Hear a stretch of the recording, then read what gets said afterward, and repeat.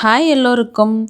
இட்லி, தோசை, சப்பாத்தி, சாப்பாடு எல்லாத்துக்குமே சூப்பரான காம்பினேஷனான ஒரு ரெசிபி தான் நம்ம செய்ய போகிறோம். அந்த கிரேவி பார்த்திங்கன்னா எல்லாத்துக்குமே சூப்பராக இருக்கும். அது எப்படி செய்கிறதுன்னு சொல்லிட்டு வாங்க பார்க்கலாம்.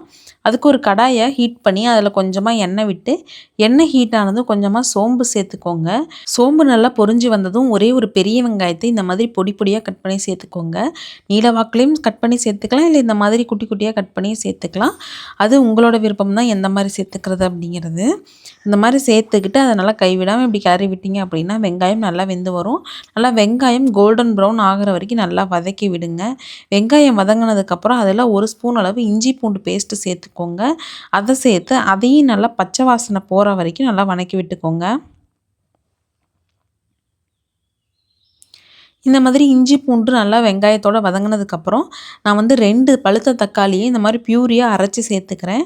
நீங்கள் தக்காளியை கட் பண்ணி கூட சேர்க்கலாம். ஆனால் கட் பண்ணி சேர்க்குறத விட இந்த மாதிரி அரைச்சி சேர்த்திங்க அப்படின்னா இன்னும் கொஞ்சம் டேஸ்ட்டு நல்லாயிருக்கும். அதனால் இப்படி நல்லா அரைச்சி சேர்த்துக்கிட்டு தக்காளியோட பச்சை வாசம் போகிற வரைக்கும் இந்த மாதிரி கைவிடாமல் வதக்கி விட்டுக்கிட்டே இருங்க. அதனால் பச்சை வாசம் போய் தக்காளி நல்லா வெந்து வந்ததுக்கப்புறம் அதில் மசாலா சேர்த்துக்கலாம்.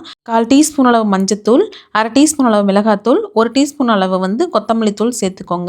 கரம் மசாலா வந்து 1 டீஸ்பூன் சேர்த்துக்கிட்டு தேவையான அளவு உப்பு சேர்த்துக்கோங்க. உப்பு சேர்த்து அதையும் நல்லா வதக்கி விடுங்க. இந்த மாதிரி கைவிடாமல் நல்லா வதக்கி விட்டுட்டே இருங்க. அது வந்து அடி பிடிக்காமல் பார்த்துக்கணும். நல்லா வதக்கி விட்டு மசாலா வாசனை வந்து போனதுக்கப்புறம், அதாவது இந்த மசாலாவோட பச்சை வாசனை இருக்கு இல்லையா, அதெல்லாம் போனதுக்கப்புறம் ஒரு 1/2 கிளாஸ் அளவு தண்ணி சேர்த்துக்கோங்க. தண்ணி சேர்த்து அதை நல்லா கொதிக்க விடுங்க.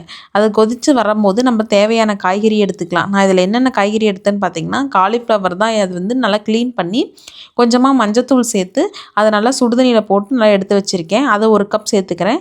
குடமிளகாய் வந்து 1 கப் சேர்த்துக்கிட்டு, உருளைக்கிழங்கு வந்து இந்த மாதிரி பொடியாக கட் பண்ணி 1 கப் சேர்த்துக்கிறேன். நீங்கள் வேணும்னா கேரட் பீன்ஸ் கூட சேர்த்துக்கலாம். நான் கேரட் பீன்ஸ் சேர்க்கலங்க. இது 3 மட்டும் தான் சேர்த்துக்கிட்டேன். சேர்த்துக்கிட்டு இது நல்லா கைவிடாமல் இப்படி கிளறி விடுங்க. இது நம்ம ஆல்ரெடி வதக்கி வச்ச இந்த மசாலாவோட இந்த காயெல்லாம் நல்லா ஒன்று சேர்ந்து நல்லா வதங்கி வரணும். ஆல்ரெடி வந்து நம்ம காலிஃப்ளவர் கொஞ்சம் சுடுதண்ணியில் போட்டதுனால வெந்திருக்கும். அதனால் மீதி காய் வேகிற அளவுக்கு நல்லா தண்ணி கொஞ்சமாக லைட்டாக சேர்த்து நல்லா வேக வச்சு எடுத்தீங்க அப்படின்னா சூப்பராக இருக்கும். சூடான சாப்பாட்டில் இந்த மாதிரி கொஞ்சமாக போட்டு இப்படி பிசைஞ்சு சாப்பிட்டீங்க அப்படின்னா சூப்பராக இருக்கும். இல்லை நீங்கள் சப்பாத்திக்கு கூட சைட் டிஷ்ஷாக வச்சு சாப்பிட்லாம். கண்டிப்பாக இப்படி ஒரு டைம் ட்ரை பண்ணி பாருங்கள். ட்ரை பண்ணி பார்த்துட்டு எப்படி இருக்குதுன்னு சொல்லிட்டு மறக்காமல் கமெண்ட்டில் சொல்லுங்கள். அதே மாதிரி நம்ம சேனல் உங்களுக்கு பிடிச்சதுன்னா நம்ம சேனலை சப்ஸ்கிரைப் பண்ணிக்கோங்க. இந்த வீடியோ பிடிச்சிருந்துச்சுன்னா இந்த வீடியோக்கு லைக் பண்ணிடுங்க. நெக்ஸ்ட் வீடியோவில் பார்க்கலாம். தேங்க்யூ.